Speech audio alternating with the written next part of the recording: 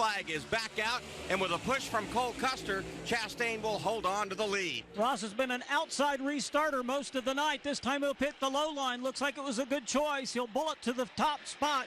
Kyle Larson has really got a battle on his hands with Cole Custer. Custer on the inside, Larson to the outside to battle for the second position as Chastain pulls away about 6 car lengths there. They race into 3 and 4. Once again, Cole Custer putting them a mighty fight on the bottom of the racetrack. Cole Custer trying to make it tough here on Kyle Larson on this restart. Problems along the front stretch. Daniel Suarez gets sideways. Then he gets clipped by 2 other cars. And it's going to be Chris Buescher's car flipping in the infield grass as it barrel rolls a half a dozen times before it finally comes to rest on its roof. Tremendous problems along the front stretch here at Charlotte Motor Speedway. The 16th yellow flag of the day. It all started when Suarez got out of shape. He was perpendicular to the field. He got touched and turned around by Todd Gilliland, and then Chris Buescher is collected as collateral damage in a dramatic barrel roll of a crash here at the tail end of the front stretch. Doug, he has dropped his window net, and that means he is okay. Suarez is climbing out of his car.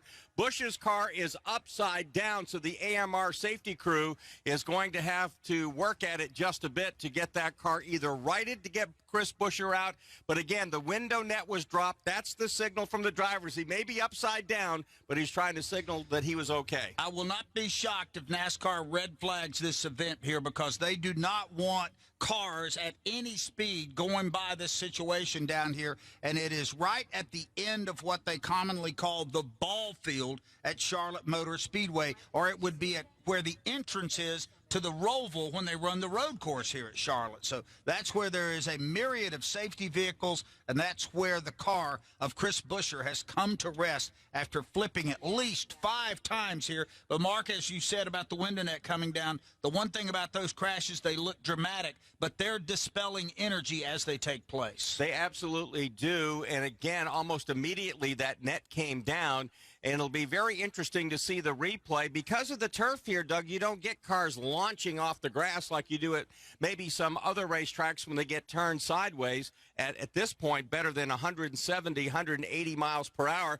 And fans are getting a good chance, Doug, to see what it looks like underneath now these new next-gen Cup cars, almost like an Indy car with the flat bottoms on these cars. But the safety crew now, they are talking to Chris Buescher. They have a guy laying on the ground and kind of looking up because, again, Chris Buescher is still upside down. Let's go to Brett McMillan.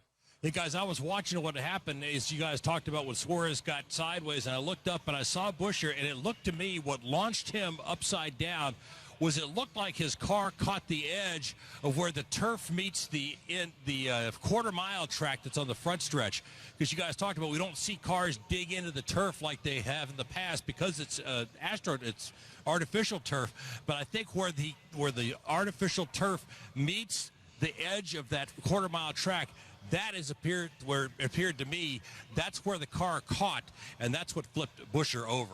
Doug, it looks like they're starting to put some straps on that car. It looks like they may try to turn it over back onto all 4 tires before they help Chris Buescher get out of that car. And you can see where some of this artificial turf has been dug up by the barrel rolling Chris Buescher as we work the red flag now here in the Coca-Cola 600 with 54 laps to go. Welcome back here to Charlotte Motor Speedway as we're watching with fascination the AMR safety crew try to flip over the Chris Buescher number 17 machine back on the way it should be, because when it got through rolling down the front stretch here, it did wind up on its roof. Mark, we don't see that happen too often. No, we don't, and it'll be interesting to watch some of the replays of this. TV usually waits until they're absolutely sure the driver's okay. And again, the window net has been dropped by Chris Buescher, even though he was upside down. Again, that's a signal to the crew that he is okay. And Doug, these next-gen Cup cars are very, very safe. We see now they've put it back down on 4 tires very, very gently.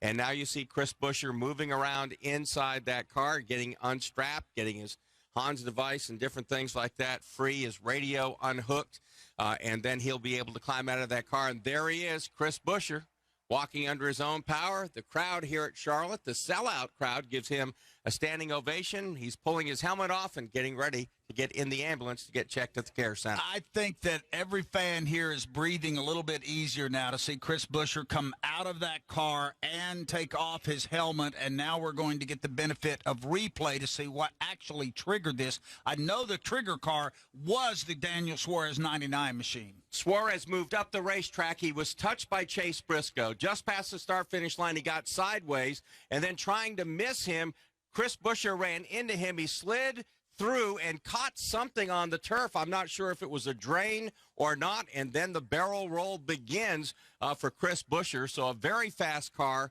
certainly top 10 material. And again, we watch another replay. Here is Suarez getting sideways. Kyle Busch sneaks by, and also now he gets hit by Michael McDowell, it looks like, or maybe that was Todd Gilliland. Todd Gilliland. And then here's Buescher. He hit something, Doug, like the drain maybe. There's drains down there. And once he hit that, it turned the car over 3, maybe 4.5 times, it looks like. And now I will applaud this, too. The engineering on these cars, these tires are tethered to the chassis to keep them from flying off and becoming a projectile, and they did their job that time. You could see that the left front tire just dangling on, but it stayed attached to the chassis. It also shows, again, the safety measures NASCAR has built into these new next-gen Cup cars. Again, the chassis held up really well, and especially the driver compartment, right? I mean, Chris Buescher did not get hurt. It was a spectacular-looking crash. Again, he slid sideways into Suarez. Then the car starts to pivot, reverse spin. He's sliding across the grass. Everything looks okay, and then, boom, he hits a drain with the right front tire, and then the car starts to barrel roll. There's 1.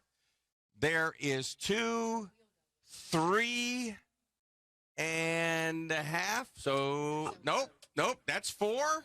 4.5. I'm not going to say what triggered the flip there. I don't know if he had a tire coming loose, going down, or whatever, but it did get triggered by the front part of the car, which is very unusual to see that trigger a flip. But he got airborne, and then the car started to roll. But the good news is that Chris Buescher is out of the car, appears to be okay. We'll try to catch up with him at the infield care center and find out exactly what transpired in that. But this all was triggered when Chase Briscoe made contact with Daniel Suarez along the front stretch. Let's go down to Brad Gilley. But Doug, obviously NASCAR is going to do a pretty expert analysis on exactly what happened here, but I've been scanning some of the teams, and Cliff Daniels was talking to Kyle Larson about it.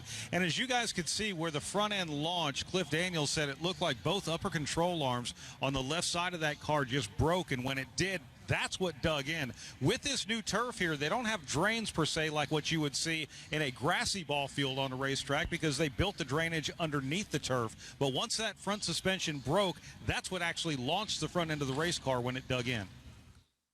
Very good point there, Brad Gilley. And now they are trying to get that 17 machine off of the racetrack. And we are under a red flag, have been now for a few minutes, and it'll be a little bit longer before we resume, because there's still some cleanup to do. And I'm sure they're also going to inspect where this field turf got tore up down there to make sure that that's safe for the cars to come back out. And it's interesting, Doug, that happened because the Speedway has spent a lot of money on this turf to try to prevent anything like that happening, right? Grass, the nose of the car digs in, it gets caught in the dirt, and, you know, a lot of times these cars get out of control.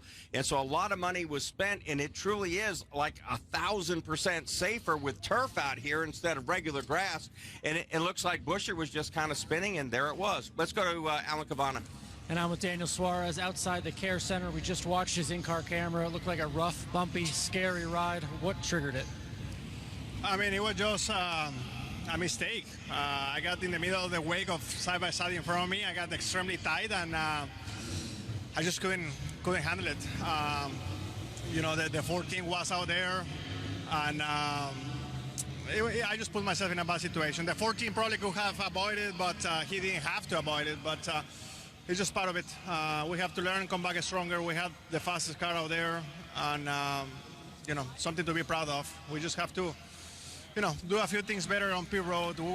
My guys are super fast, but the way that the 22 and 11 were racing us, it was very tough. So we kept losing positions every single time we were pitting for tires. But anyway, we'll come back stronger. A good night for Daniel Suarez. Ends early, but he is okay.